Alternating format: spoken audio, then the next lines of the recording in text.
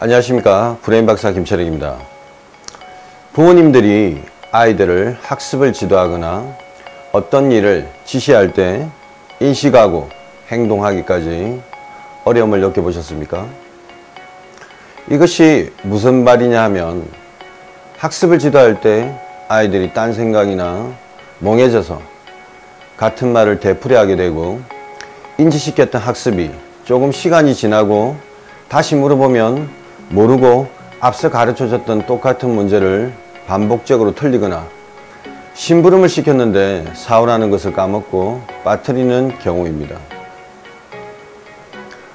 태권도 지도자들도 도장 수련을 지도하면서 아이들이 과거 아이들보다 많이 다르다는 것을 느낄 수 있을 것입니다. 어떤 부분이냐 하면 시간이 지날수록 교정을 시도하면 교정하기가 어려운 것입니다. 즉, 친구를 때리지 마라, 복도에서 뛰지 마라, 자신의 물품을 챙기고 가져가라 등의 행동 발달과 어떤 동작을 가르쳐주면 인지하지 못하고 고개만 끄덕이다가 좀 시간이 지난 뒤 다시 두고 보면 수정되지 않고 그대로 다시 틀린 동작을 진행하게 되는 것입니다. 내일 와서 또 그 동작을 시켜보면 여전히 틀려있는 모습을 볼 수 있습니다. 많은 부모님들이 공감하는 이것은 아이들의 주의분산과 주의전환의 문제입니다. 학습 중에 잡다한 정보를 걸러내지 못해서 딴 생각으로 학습의 핵심에 집중하지 못하는 것입니다. 학습은 하고 있지만 스마트폰을 만지거나 만지지 못하면 불안해하며 또 이러한 잡다한 정보를 접했지만 학습 때는 학습 모드로 주의전환이 되어야 하는데 잡다한 정보의 생각으로 머릿속이 가득 차 학습에 주의력을 발휘하지 못하게 됩니다. 이것은 시간이 지나면 지날수록 현대를 살아가는 아이들에게 문제가 되는 이른바 주의력 통제입니다. 과거의 아이들은 하루에 정보가 많지가 않았습니다. 밖에서는 놀이, 집에서는 학습, 누군가가 규정짓지 않더라도 밖에 나가서 놀고 오면 집에서는 숙제 등 학습을 하는 주의전환이 가능했습니다. 현재의 아이들은 밖에서 놀고 와도 집에서도 놀이가 이어집니다. 그것은 바로 스마트폰입니다. 우리가 바라보는 스마트폰의 개체는 하나입니다. 하지만 그 하나의 스마트폰 안에 얼마나 많은 즐길거리의 매체가 아이들을 기다리고 있습니다. 얼마나 많냐고요? 한번 예를 들어보겠습니다. 통상 아이들이 하는 게임만 해도 보통 3개 이상은 됩니다.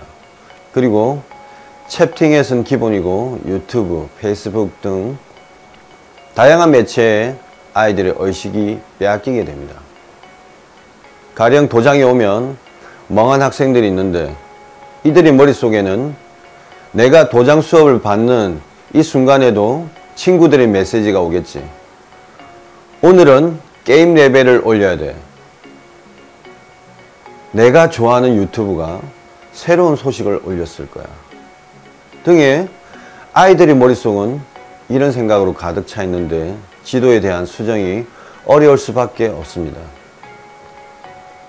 이렇게 많은 정보들이 뒤섞여서 지금의 현 시점에는 어떠한 정보에도 집중해야 하는지 모르게 됩니다. 일의 우선순위를 모르며 의식의 주체가 되기가 어렵습니다.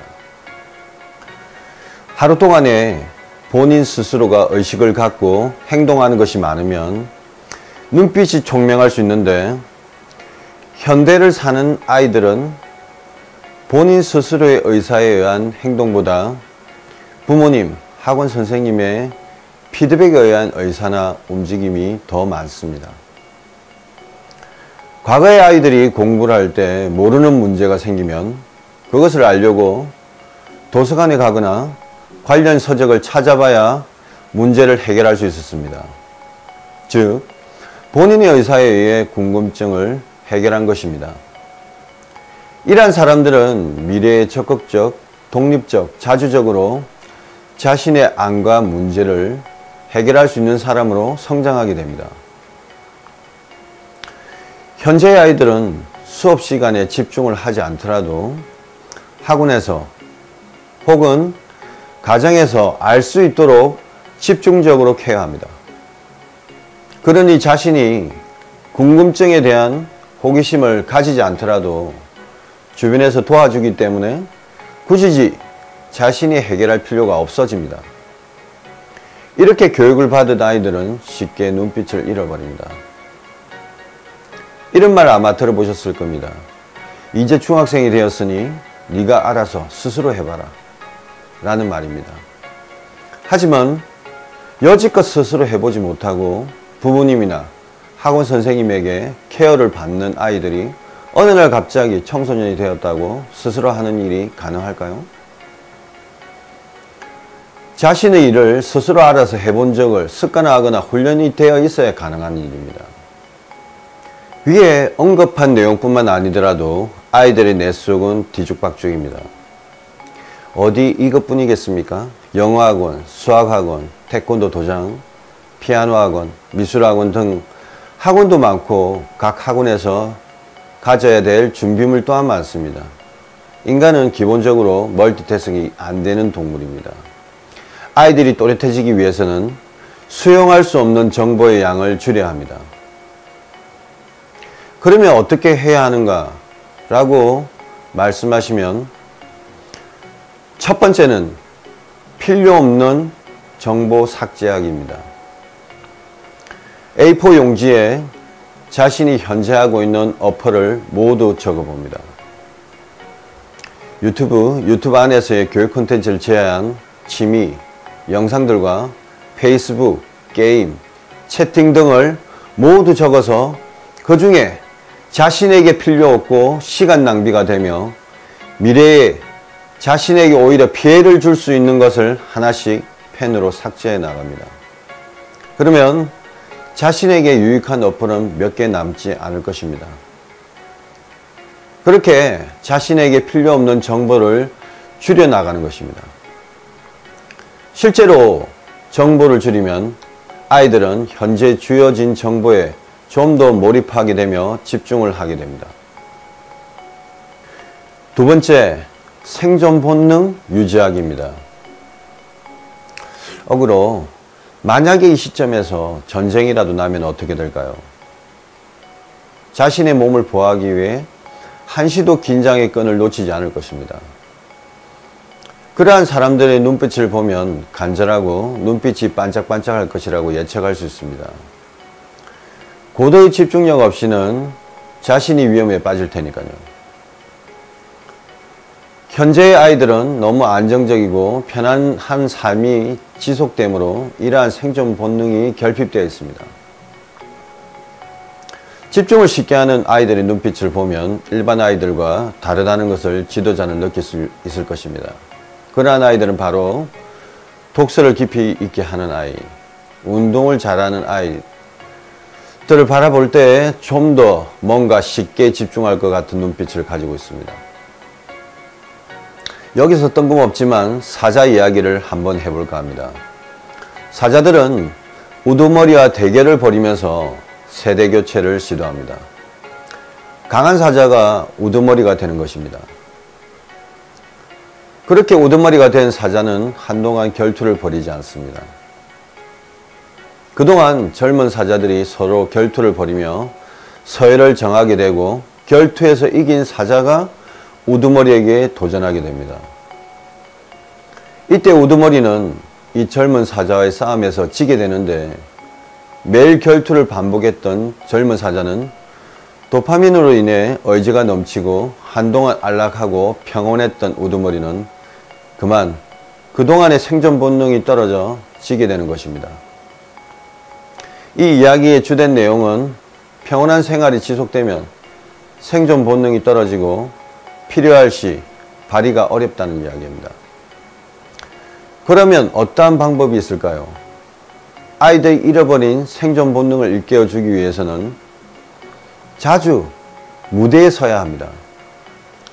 친구들 앞에서 발표도 해보고 소규모 대회, 반대항 대회, 학년 대회, 지역 대회, 경시 대회, 태권도로 생각해보면 도장 승급심사대회, 태권도 지역대회 등 작은 대회라도 자주 참여하여 생존 본능을 일깨워줘야 합니다.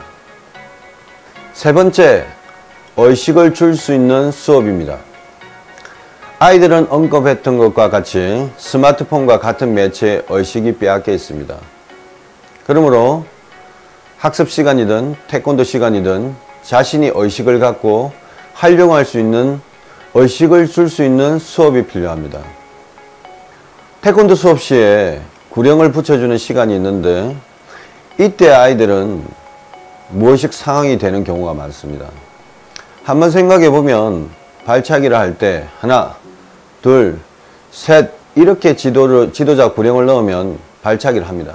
그런데 아이들이 내 속을 들여다보면 하나, 둘 정도는 집중할 수 있어도 셋 넘어가게 되면 몸은 자동화가 되며 의식이 없어도 발차기를 할 수 있는 것입니다. 무의식 자동화는 일상생활에서도 경험합니다. 음악을 들으며 자전거를 타거나 걸으면서 음악을 듣거나, 이러한 상황은 음악을 들으며 자전거를 탈 때 자전거가 익숙하기 때문에 더 이상 자전거 타기는 핵심 정보가 되지 않는다는 것입니다. 너무 익숙해져 있고 반복적이기 때문에 집중하지 않아도 가능해지게 됩니다.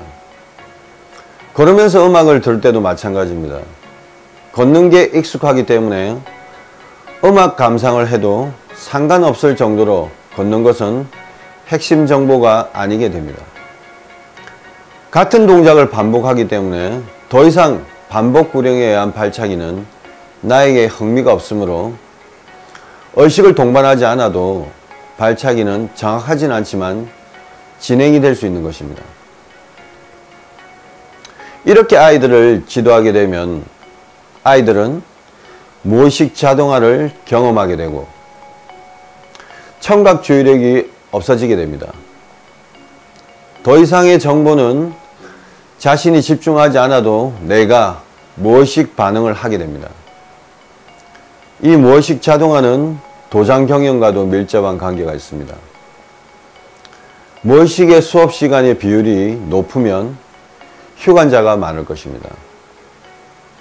내 속에 들어오는 정보가 반복적이다 보니 내 한계가 되지 않고 내가 생각을 하지 않아도 진행되니 흥미가 떨어지는 것입니다. 그러면 어떻게 수업을 하느냐 저에게 물어보신다면 스트레칭을 하더라도 이완된 근육에 집중할 수 있도록 어디에 집중을 하라고, 지속적으로 집중하라고 가르쳐 주는 것입니다.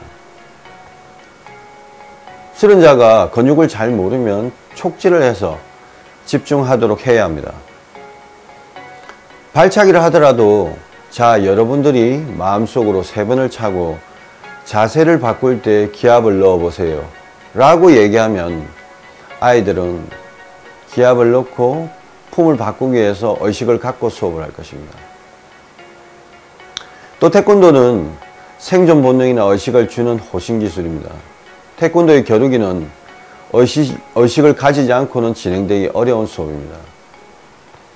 상대에게 자신을 보호하기 위해서는 상대의 공격 동작에 대해 집중해야 됩니다.